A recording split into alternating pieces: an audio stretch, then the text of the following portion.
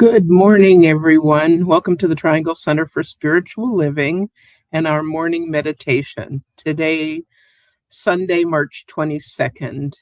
I'm Barbara Kane. I'm a licensed spiritual practitioner with the Centers for Spiritual Living. And this morning, I'd like to just welcome you to this day after the solstice when so many things are springing forth. The the flowers, my husband in the background. um, Spring is in full bloom, and it certainly is a manifestation of the infinite spirit, not only on the earth, but in each of us. And so today I'm going to do a reading from 365 Science of Mind by Ernest Holmes. And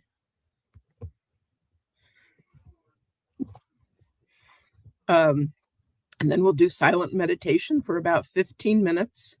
And then I'll say a little prayer to end our time together.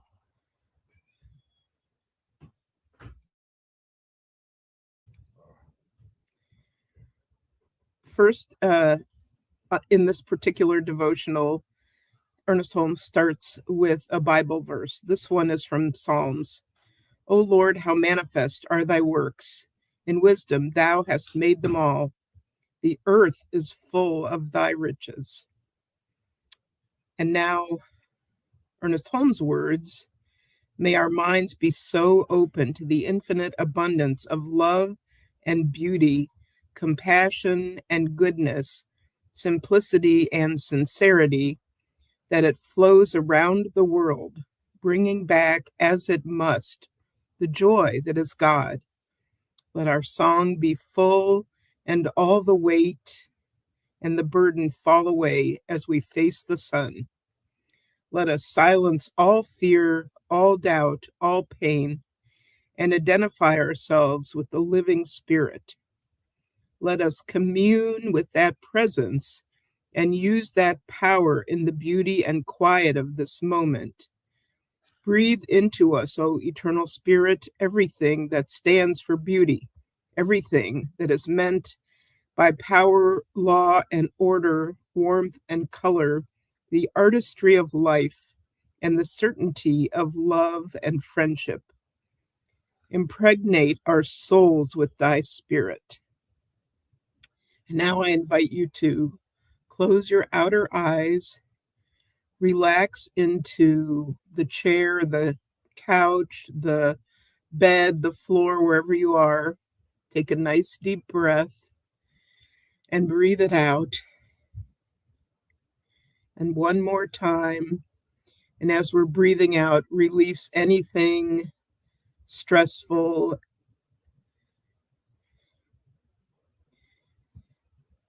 And one more breath in and out. And now let's go into silent meditation.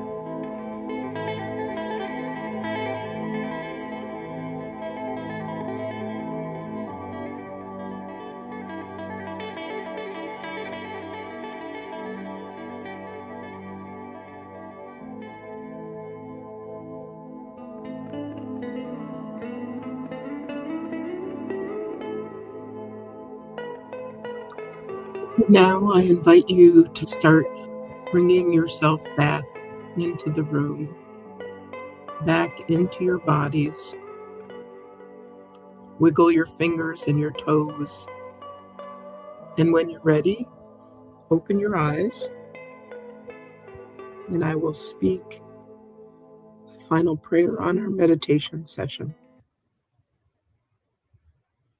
There is one infinite life, one perfect presence, which is good infinite spirit within us, eternal presence. I am that which thou art that which I am. Let us turn to that divine and radiant center of life, the light that lights every person's path, and consciously unify ourselves with the great love, wisdom, and power of the Eternal One. And so it is. And now I invite you to join us at 10:15 for the beginning of our regular service. Thank you for being here this morning.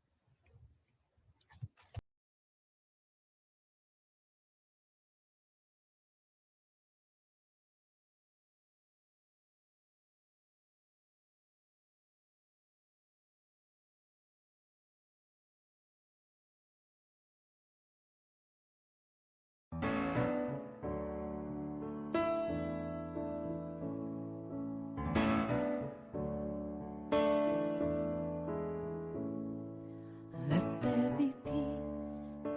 I am a stand for peace. Let there be love. I am a stand for love. Let there be joy. I am a stand for joy.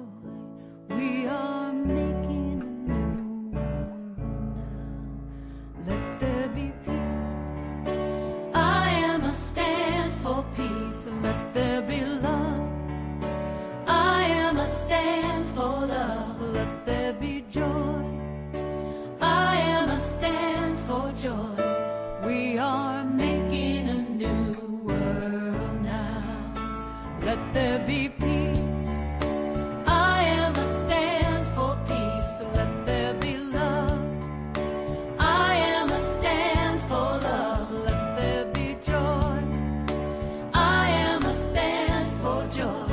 We are making a new world now. Let there be peace. I am a stand for peace. Let there be love. I am a stand for love. Let there be joy. I am a stand for joy. We are making a new world now. Let there be peace. I am a stand for peace. Let there be love. I am a stand for love. Let there be joy. I am a stand for joy. We are making a new world now. Let there be peace. I am a stand for peace. Let there be love. I am a stand. I'm gonna stand up for joy. I am a stand for joy. We are making a new world now. We are making a new world now. We are making a new world now.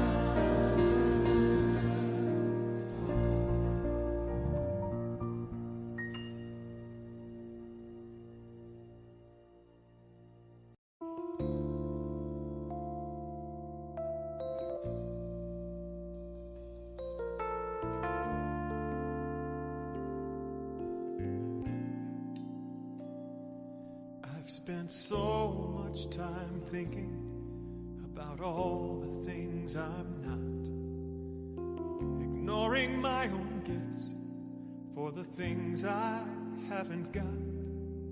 So much pain, so many years, convinced I'm not enough. You know it's tough to see the light when shadows fall. I've been burdened by my history, carrying my past.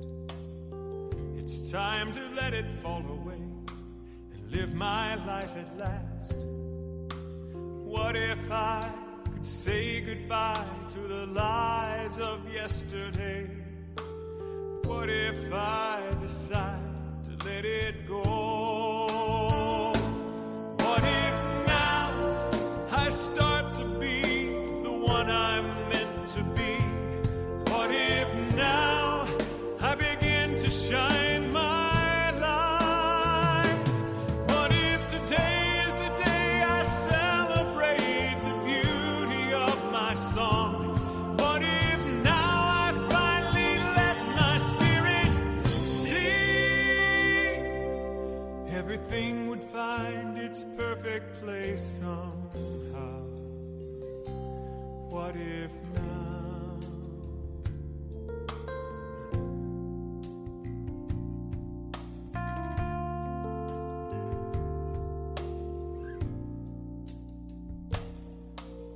The voices in my memory are heartless and unkind. I would never say to anyone the things I say in my own mind. It's time to love myself for all I am and all I'm not. I've got to find the strength to free my soul. What if now I start to be the one I'm meant to be? What if now I begin to shine my light? What if today is the day I celebrate the beauty of my song? What if now I finally let my spirit sing? Everything would find its perfect place somehow. What if now?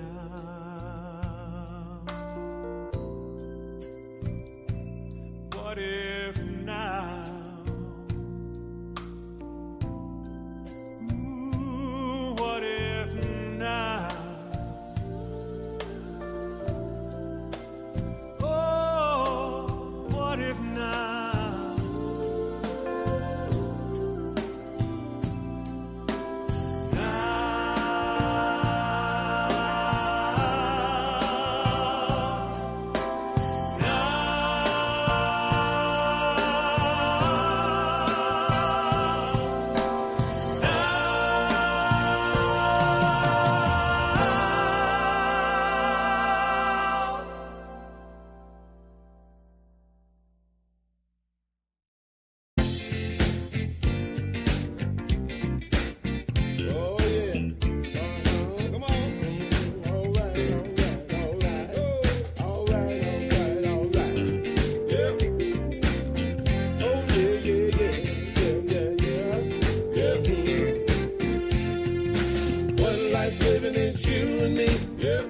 Shining as you and me, one love loving as you and me, 'cause God is all there is.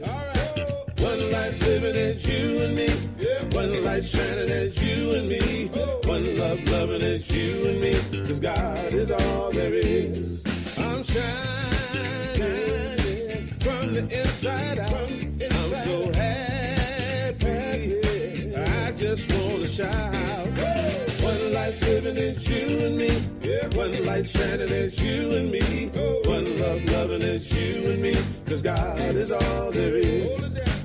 One life living as you and me, one light shining as you and me, one love loving as you and me, 'cause God is all there is. I'm shining from the inside out. I'm so happy, I just wanna shout. One life living as you and me, one light shining as you and me, one love loving as you and me, 'cause God is all there is. One life living as you and me, one light shining as you and me.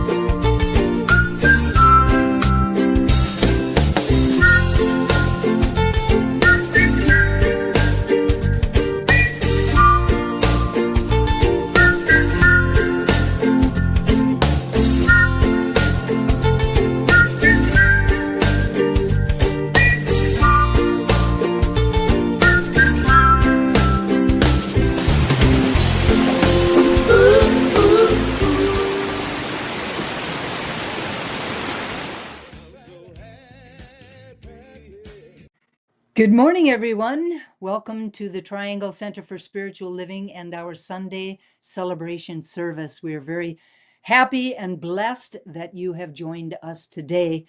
For those of you who may not know me, my name is Dusty Rippelmeyer, and I have the honor and privilege of being this community's spiritual director. Our center, the Triangle Center for Spiritual Living, is part of a larger organization called Centers for Spiritual Living, which is a practical and positive philosophy, faith, and way of life, a global community of over 450 spiritual centers, teaching chapters, and special focus ministries in 30 countries worldwide. Our community is a spiritual home for a diverse group of people who are seeking a deep and abiding connection, not only with each other, but with the God of our understanding. Our purpose is to inspire, educate, and empower individuals to experience themselves as unique and individualized expressions of God. We do this within a sacred and supportive community that welcomes everyone just as they are. Our mission is the transformation of our personal lives and to being a powerful and beneficial presence on the planet.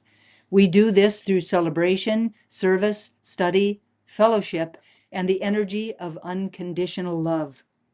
Our vision is a world that actually does work for all. We do this by consciously practicing the truth of our oneness and unity with God in our everyday lives. No matter where you are on your spiritual path, you are always welcome here. Before we get started with the service, I do have a few announcements. Currently, next week, March 29th and April 12th, we will be online. And as always, all Sunday services begin with a meditation at 9:45, followed by service at 10:15. So online only, March 29th and April 12th. We will keep you updated about our Easter Sunday, which is April 5th, about that service, because we are actively looking for a place that we will be able to be together in the room for that sacred service. So we will let you know as soon as we know, but be on the lookout for a constant contact that will come by alerting you to where we will be and what we will be doing Easter Sunday. So please consider joining us no matter where we are for that very sacred service. The next two announcements are save the date announcements. The first is for Sunday, May 3rd. On that day, the message will be given by Brother Brian Lotman. Many of you remember him from our meditation retreat 2 years ago. He is a traveling monk who facilitated an amazing kirtan for us on the final day of the retreat. Following the service, there will be some time set aside to grab something to eat. The suggestion is to bring a bag lunch for yourself or to go out to one of the nearby restaurants for some takeout. At 12:30, Brian will once again facilitate a kirtan. For those of you who are not familiar with the kirtan, it is an ancient participatory and meditative practice of call and response chanting. It originated in India to praise the divine through sacred mantras and music. It acts as a form of devotion, calming the mind, opening the heart, and cultivating inner peace. Participants often sit in groups, singing along with instruments such as the harmonium and sometimes drums to create a collective meditative energy. Please consider joining us for this deeply sacred day. The event will be held at the Edge Hill Farms Community Clubhouse at 391 Spring Fork Drive in Cary. The second save the date is for our TCSL Wise Women's Tea, which will be once again held on Mother's Day, Sunday, May 10th. The event is for women of all ages who would love to come and share their wisdom with each other. There will be tea, small bites, fruit, cheese, and chocolate. The event will be held from 3 o'clock until 5 o'clock. So the invitation is to come to church that day, have lunch with your family, and then come back to join us for the Wise Women's Tea. This event will also be held at the Edge Hill Farms Community Clubhouse at 391 Spring Fork Drive in Cary, North Carolina. The next announcement has been moved from a save the date to a register announcement, and a register as soon as possible announcement. We're taking registrations for our annual meditation retreat. The retreat will be held at St. Francis Springs Retreat Center from Friday, May 29th at 5 o'clock through Sunday afternoon, May 31st at 3 o'clock.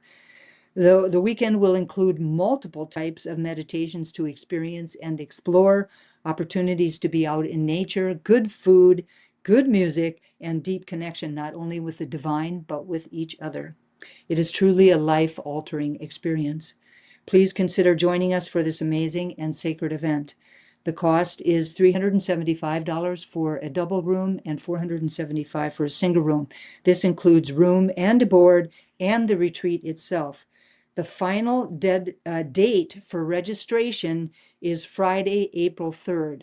Initially, we had said Friday, April 10th, but now it is Friday, April 3rd, with payment in full by Friday, April 17th. We are accepting the first 30 registrations. Please write to Heather at info@trianglecsl.org to register.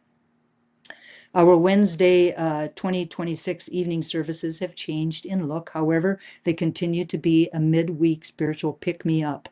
The new concept is called A Year of Value. It will be a journaling self-study program in which you will receive a quality each week on Wednesday afternoon. And it comes with all kinds of resources to grow that quality in your life. By focusing on the many different aspects of leading an exemplary life, we believe it will support participants in making 2026 truly a year of value. To sign up, send an email to info@trianglecsl.org indicating your desire to participate. Before moving on, I would like to thank Barbara Kane for her beautiful meditation. Thank you very much, Babs. And now please welcome her back to the stage. Good morning again, everybody. And I would like to, the theme for 2026 is open at the top. Our theme for the month of March is What If? And Reverend Dusty's message is, want to change the world? Do it.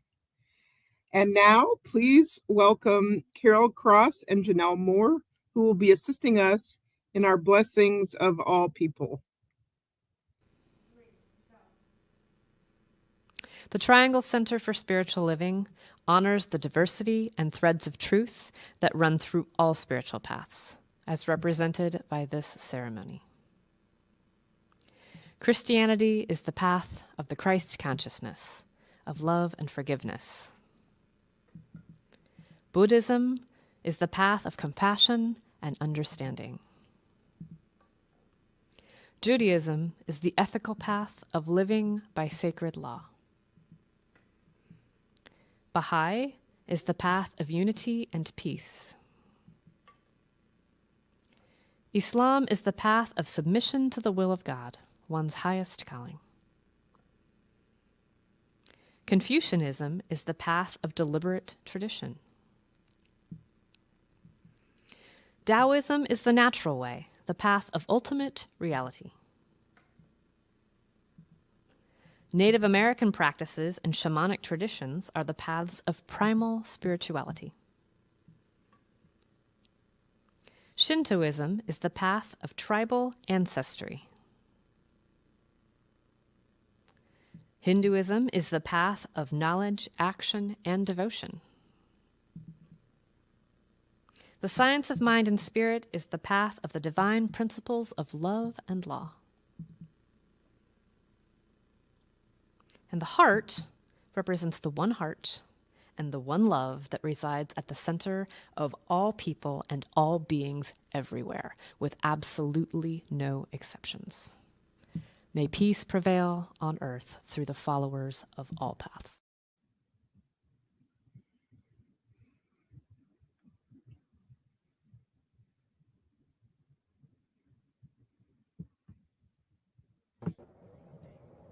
And so it is. Good morning. My name is Marianne Atwell Hardy, and I am a licensed spiritual practitioner here. And I would like to say a word of blessing on our service this morning. So I invite you to either soften your gaze or close your eyes. And in this beautiful, sacred moment of shared community and communion with the divine, I know that God is here. She is made most manifest in spring, where a month ago the garden was bare, and now it's springing to life, just as I am. So I feel too that we are fed and sustained at all times, even when times seem dark or barren. God is there, guiding and energizing each of us. We are all God, always loved, always sustained. So recognizing this service as a connection to Source, I say a blessing on Heather Abbott, our tech guru who shows up weekly to make sharing this service possible. I bless Barbara Kane for her meditation and reading this morning that talked about the artistry of life. I bless Karen Daly, musician extraordinaire, for her musical prayer. And I bless our own Rev Dusty for her love, wisdom, and divine connection that she shares with us. And I bless our beloved community of fellow seekers. We are all one in spirit, and so it is. And now I'd like to do a reading from Living the Science of Mind by Ernest Holmes. He said, "At the center of our being is a divine person, a unique incarnation of God. This is the source of all real inspiration. Here, and here alone, at the center of our being is real creative power. We all have direct access to infinite presence, the universal person. There could be no more beautiful thought than that the divine spirit itself, infinite as it is also within us." Beautiful. And now I would like to invite Karen Daly to grace us with her music. Thank you. Good morning.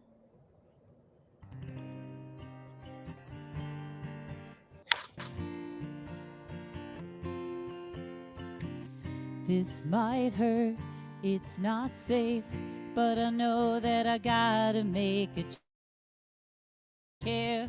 If I break, at least I'll be feeling something. 'Cause just okay is not enough. Help me fight through the challenges of this life.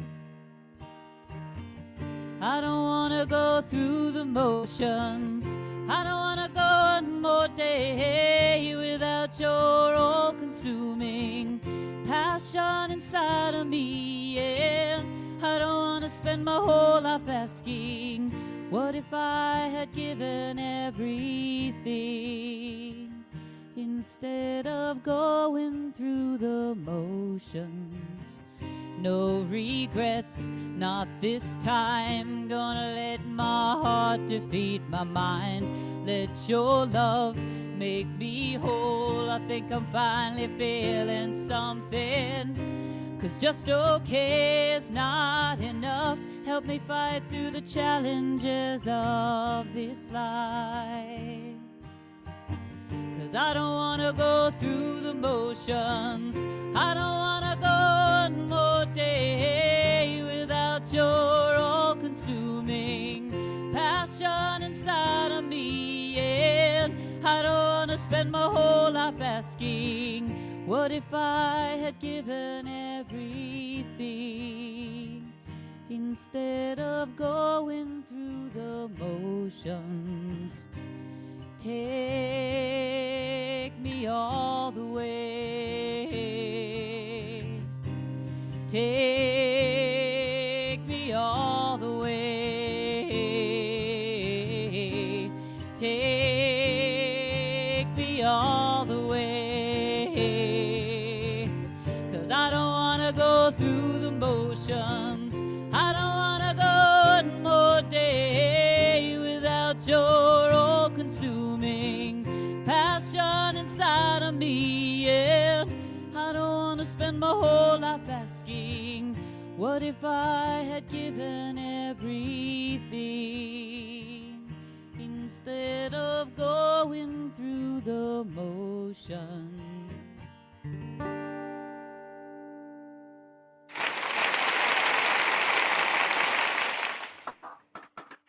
I join everyone else in clapping. That was an awesome, beautiful song. Thank you so very much, Karen. Welcome to those of you who may have just turned on your computers or television sets at home. We are so very blessed that you have chosen to join us this morning. The theme for the month of March is What If? Karen just sang about it. What if? We began the month with a conversation entitled A World of Pure Imagination. And on that Sunday, we talked about imagination. Go figure. I said that our imagination is the power that we can use to shift us out of whatever circumstances we now find ourselves within, that nothing is impossible to our imagination, for the allness of possibility lives within it. I said that our imagination is unlimited in what it can accomplish, and through it, we can experience our heart's desires and transform our lives. If we can imagine something, we can achieve it. Now, this week, our what if question, or in this case, questions, include number one, what if changing the world isn't about force or control, but rather about transforming our thoughts, transforming our beliefs, or transforming our consciousness so deeply that our outer actions and our shared systems naturally shift?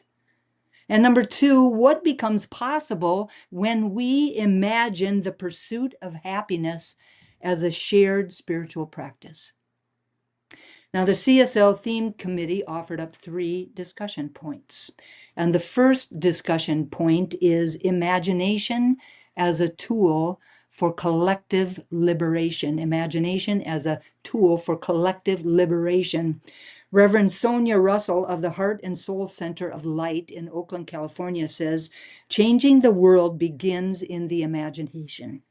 If we can envision a reality where everyone's happiness is a shared priority, we plant seeds for systems and cultures that cultivate that vision. The more vividly we hold this vision, the more it shapes our shared consciousness and, over time, our shared reality. However, the challenge is that imagination is often misunderstood as something soft, as something that's too abstract, or something that's detached from reality. Some of us might have been even told that imagination is just for young children, or for bedtime stories, or for artists, or for dreamers who spend way too much time looking out of the window. Now, in reality, imagination is one of the most powerful tools that communities have for collective liberation. It is the capacity to envision a world beyond the limits of the present. And that capacity is essential. It is essential for transforming the world. Imagination is the first crack in the wall of what we were told was permanent, of what we were told could not change. But imagination is that first crack, because before freedom becomes policy, before justice becomes law, and before dignity becomes the norm, someone somewhere has to imagine that the world could be different. Someone somewhere has to imagine that the world could be different. Every system that we live inside of today was originally an idea. Borders, hierarchies, economic systems, political institutions, and cultural norms were first imagined by someone. Policies, laws, and institutions do not appear spontaneously. They originate as ideas about how society should function. Because of that, systems of inequality are not inevitable, nor are they permanent. They are constructed. And if something is constructed, it can be reconstructed. When people have been told that this is just the way that things are, imagination creates the mental and moral space to challenge that idea. When communities imagine different possibilities, such as fairer systems or more humane relationships or more inclusive institutions, they begin to lose a grip.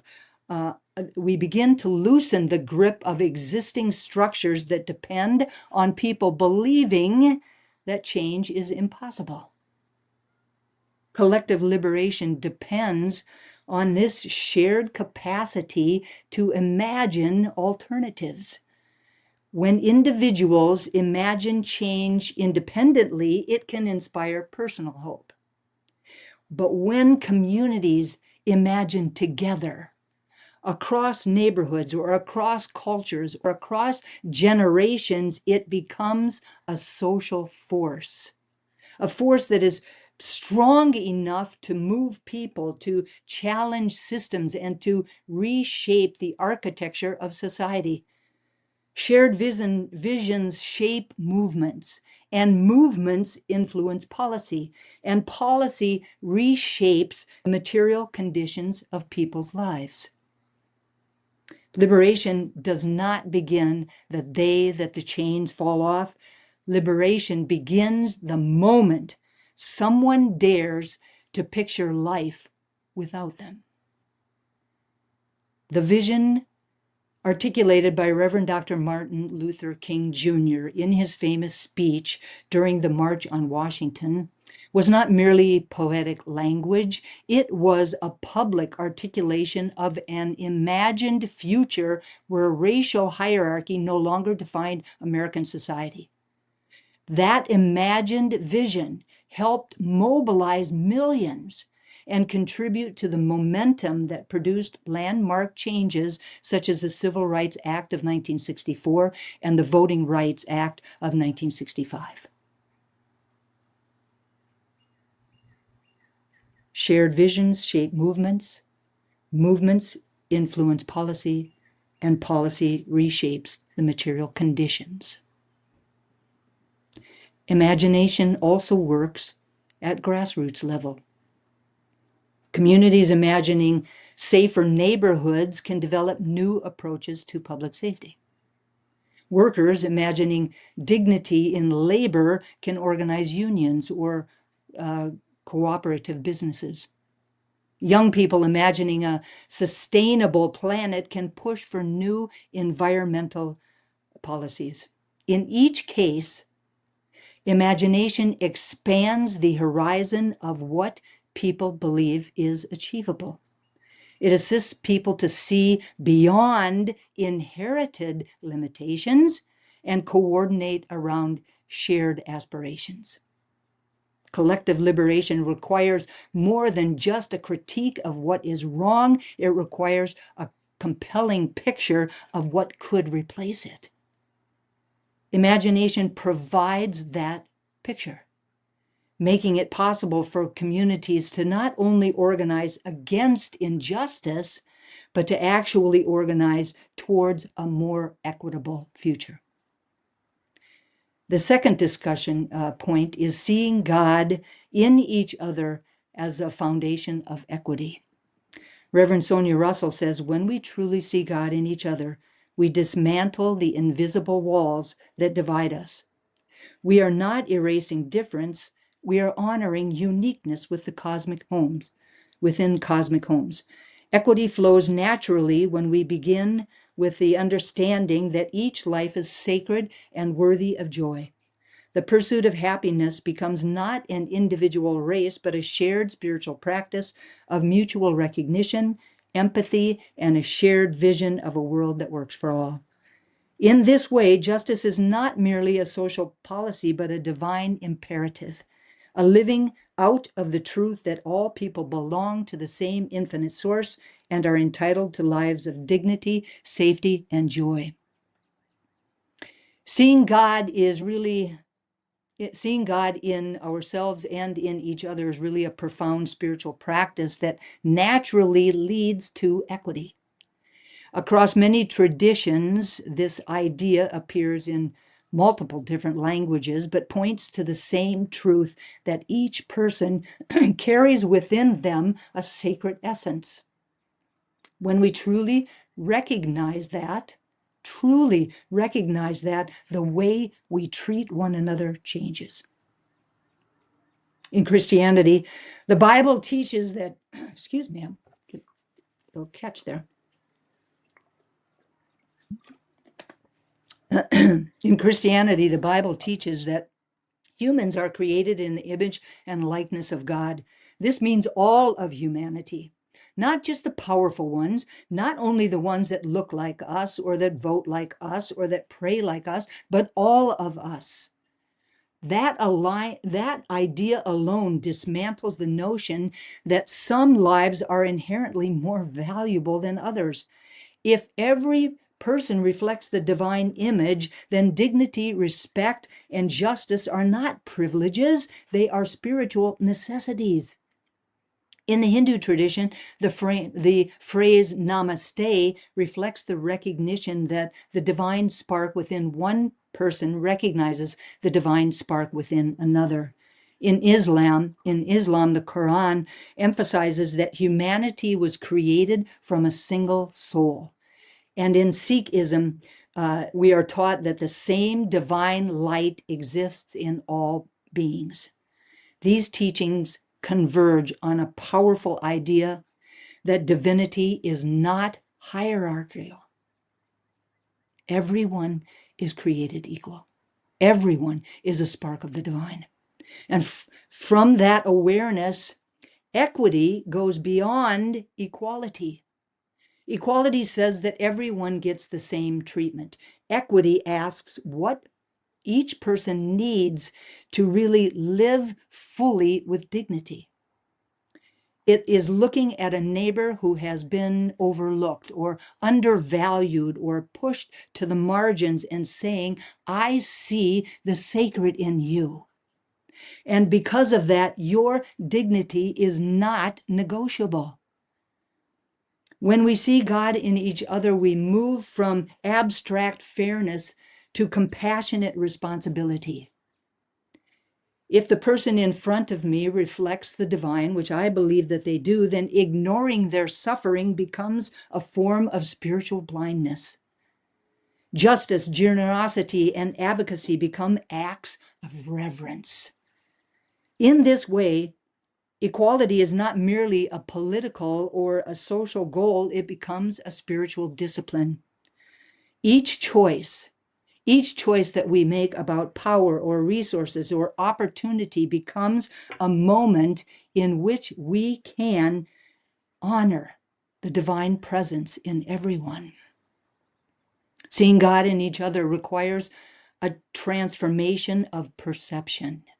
It invites us to move from judgment to reverence, from competition to shared humanity, and from indifference to stewardship.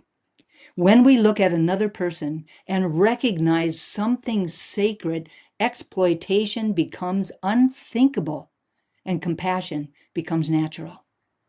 The underlying truth is that the same spiritual presence that lives in me lives in all sentient beings.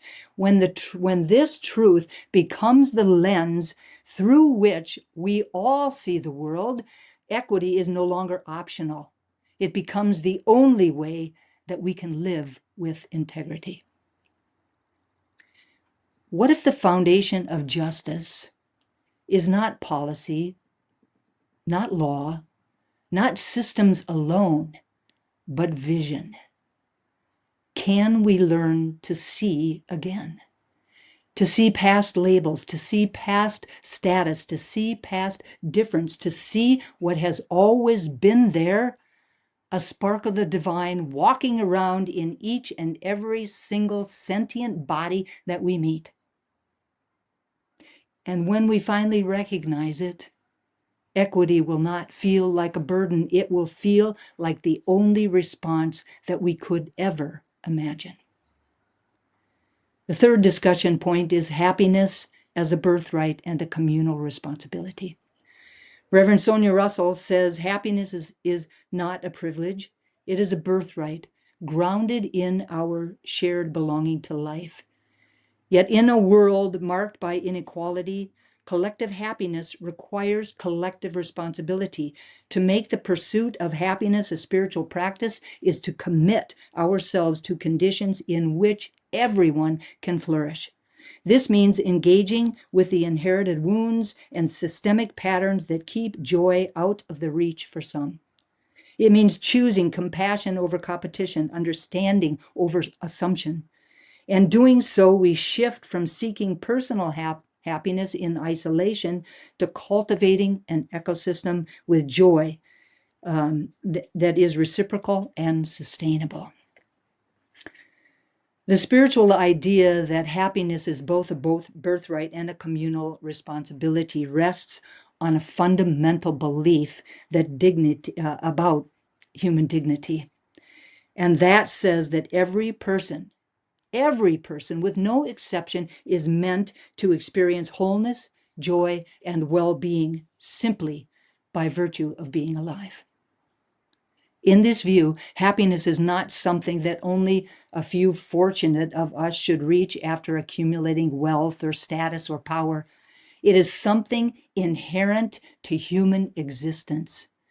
Many spiritual traditions suggest that joy and well-being are part of the natural state of the soul. And that occurs when life is aligned with the compassion, the justice, and the wholeness of the divine. Calling happiness a birthright means recognizing that every human being deserves the conditions that make well-being possible: safety, belonging, purpose, and dignity. It asks us to look at the systems and the relationships and the structures that either nurture or undermine people's ability to flourish. This idea goes further by framing happiness as a communal responsibility. If all human beings are interconnected, then individual well-being cannot be separate from collective well-being. One person, even one person's exclusion or suffering, inevitably affects the entire community. From a spiritual perspective, cultivating happiness is not simply a personal practice of mindfulness or of gratitude. It also involves creating environments where other people can experience peace and dignity. Communal responsibility. Ultimately, this spiritual idea suggests that happiness is not something that we experience alone. It grows in the soil of relationships, in fairness and in compassion. When communities take responsibility for creating those kinds of conditions, then happiness stops being a rare privilege and becomes a shared expression of what it means to live fully human lives. When we imagine the pursuit of of happiness as a shared spiritual practice, we tap into a truth that transcends personal ambition, and our joy, our collective joy, becomes intertwined as it flows naturally between us. In this space, the world changes not by power over, but through love from within. And from that love, we build systems and we create relationships and communities where everyone can thrive. I believe that there is no more powerful force than love, and that in the end, love always wins. Emmett Fox wrote a poem which speaks to this. He says, "There is no difficulty that enough love will not conquer, no disease that enough love will not heal, no door that enough love will not open, no gulf that enough love will not bridge, no wall that enough love will not throw down, no sin that enough love will not redeem. It makes no difference how deeply seated may be the trouble, how hopeless the outlook, how muddled the tangle, how great the mistake. A sufficient realization of love will dissolve it all. If only you could love enough, you would be the happiest and most powerful being in the world." And I add the community, the state, and the country which can embody, express, and demonstrate the most love will come together in amazing ways and will be collectively, as Emmett Fox said, the happiest and most powerful beings in the world. Just think of it. Now, I'm not sure if everyone is aware of it or not. However, all of the talk titles for the month of March are lyrics or lines from the song A World of Pure Imagination from Willy Wonka and the Chocolate Factory. In the song, Gene Wilder crooned, "Want to change the world? There's nothing to it."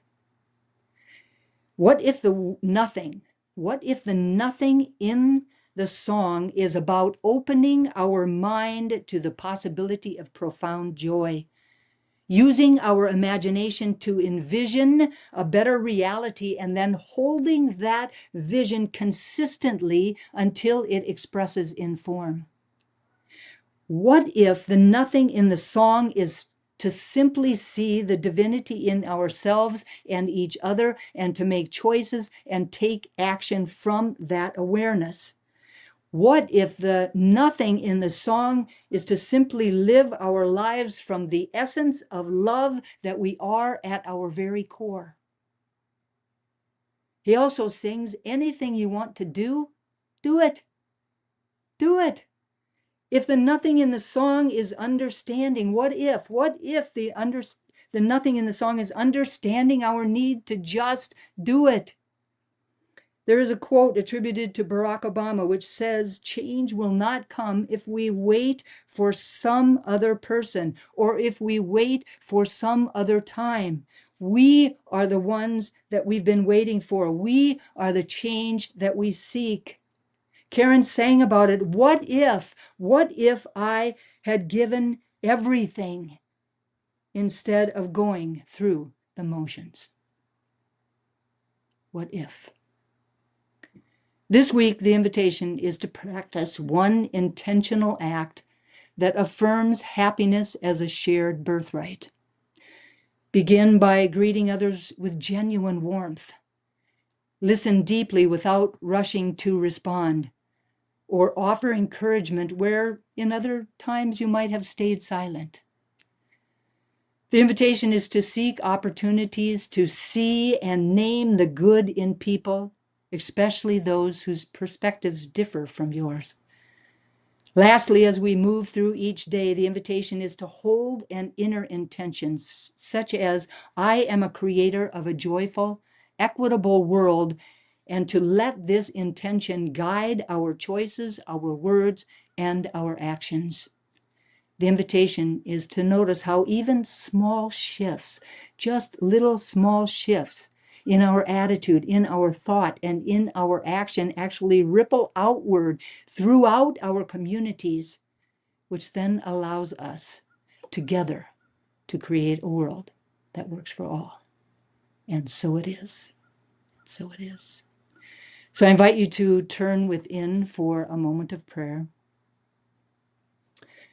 Closing my outer eyes, I am turning away from this world of form and really becoming acutely aware of that spark within me, that presence of the divine, that God consciousness, the very essence of peace, of joy, of creativity, of kindness, of compassion, of understanding, of respect, of all things good.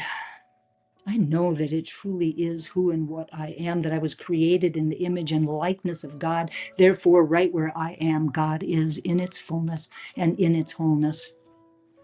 And I know this can't just be true for me, that it has to be true for each and every single sentient being on the planet. We are all divine emanations of the One, ambassadors of its presence, here to bring forward all of those unique and wonderful qualities out into the world in our own unique way.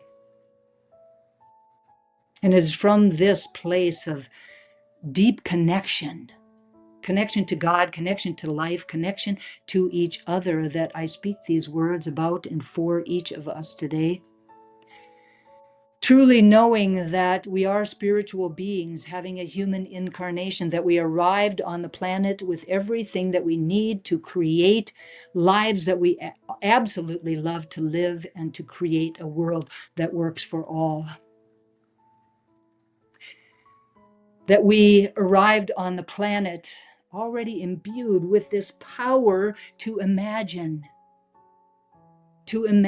beyond what the experience we are having in this moment is, to imagine beyond those things that we may have been told were unchangeable, that we may have been told were just the way that it is, get over it, deal with it, whatever we were told, it is not the truth. Imagination can take us beyond that. In fact, it's the only thing that ever has. It is that which has created newness, that which has created unbelievable technology, that which has allowed us to go to the moon. Things that we never thought were possible are possible through our imagination. And so I know that we can use it not only individually, but we can use it collectively. Reverend Dr. Martin Luther King used it collectively and inspired millions, which created movements, which created policy, which changed the world.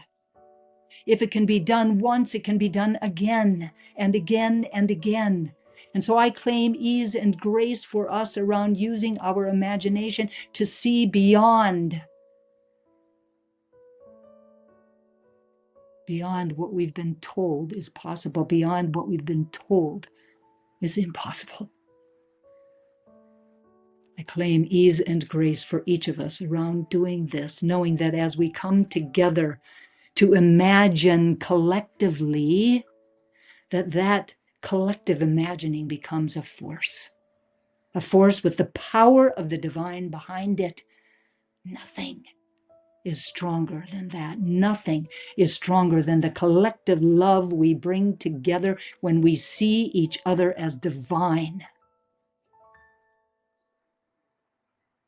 I'm so grateful to know this truth and to speak these words. So grateful for the power of prayer, knowing that these words are loosed into a law that only ever says yes. That my words are clothed in form even as they are spoken. And so I speak them and I release them into that law, letting go and letting God be God. I invite everyone to anchor this prayer for ourselves, for each other, for our community, and for the world, simply by saying, and so it is. And so it is. Amen. Thank you all so very much. It is now time for our conscious giving. The Triangle Center for Spiritual Living is sustained by the giving of our time, talent, and treasure. And this is the time every week when we offer our financial support to assist this community to continue to be a beacon of light and warmth and love for not only ourselves, but for the greater Triangle area and beyond. There are several ways that you can give, and they are here on the screen. You can visit our website at trianglecsl.org. You can text the word give using the following number, 919-629-9148, or you can mail your gift to PO Box 4062, Cary, North Carolina, 27519. I invite you to turn within for a moment as I affirm the truth that today's offering lifts this spiritual community, prospers the one giving, and contributes to the experience of sufficiency on the planet. I know that as each of us enters into this eternal flow of giving and receiving, that the gift we give comes back to us. The blessing and the blessed are one.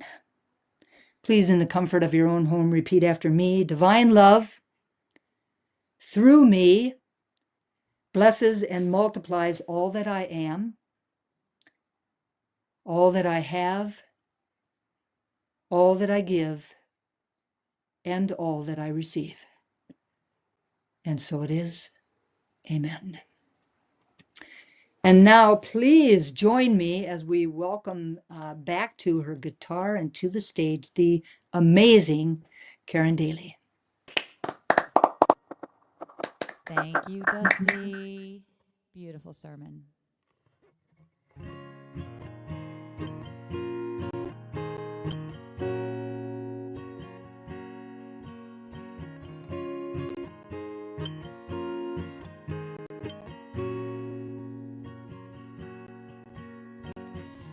Doctors have come from distant cities just to see me. Stand over my bed, disbelieving what they're seeing. They say I must be one of the wonders of God's own creation.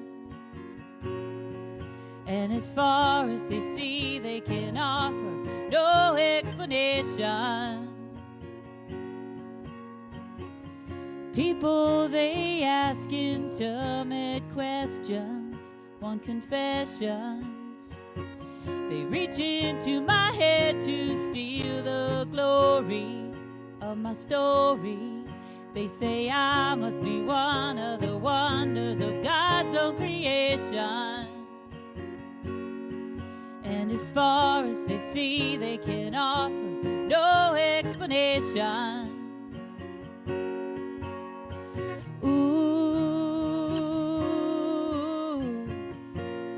I believe fate smiled and destiny laughed as she came to my cradle. No, this child will be able, and laughed as my body she lifted. No, this child will be gifted with love, with patience and with faith. She'll make her way. People see me, I'm a challenge to your balance. I'm over your heads, how I confound you and astound you. They say I must be one of the wonders of God's own creation. And as far as they see, they can offer no explanation. Ooh, well, I believe fate smiled, destiny laughed as she came to your cradle. No, this child will be able, and laughed as your body she lifted. No, this child will be gifted with love, with patience and with faith. She'll make her way. She'll make her way.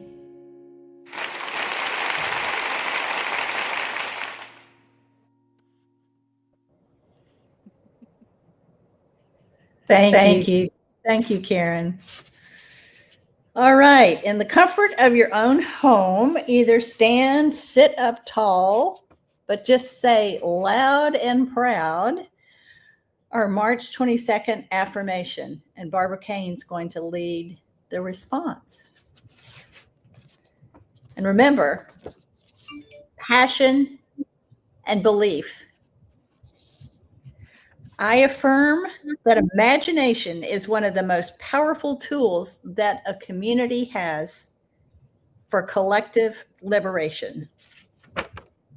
I affirm that imagination is one of the most powerful tools that a community has for collective liberation. I commit to doing my part to dismantle the invisible walls that divide us and allow equity to flow naturally by recognizing that each life is sacred. I commit to doing my part to dismantle the invisible walls that divide us and allow equity to flow naturally by recognizing that each life is sacred.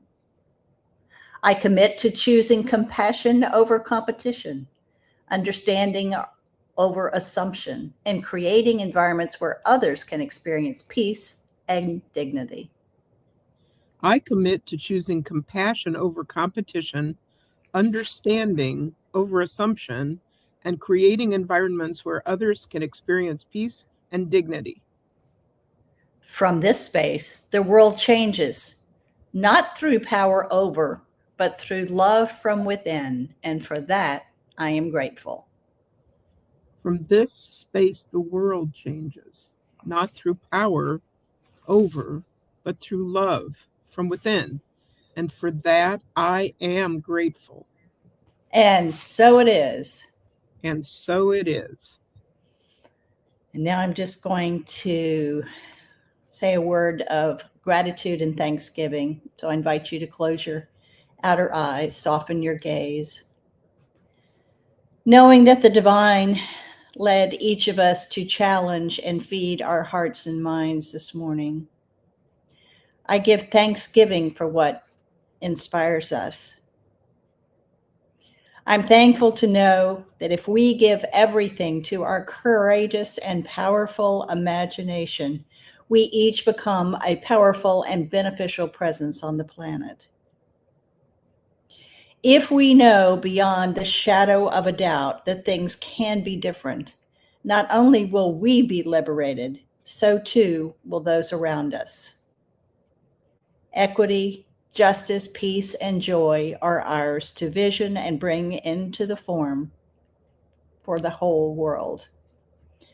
I'm so thankful to know that this is the truth and that using our imagination creates a world that works for everyone, that everyone can find dignity, wholeness, and happiness. So big love, everyone. Don't wait. And so it is. And so it is. Thank you very much, Marianne. Thank you to Heather. Thank you to Babs, Barbara Kane. And thank you to Karen Daly. It was an amazing service, and I appreciate all of you greatly. And I appreciate all of you that tuned in or that maybe will be watching the recording later. Have an absolutely magnificent week. We will see you all online again next week. And until then, know that you are loved happily.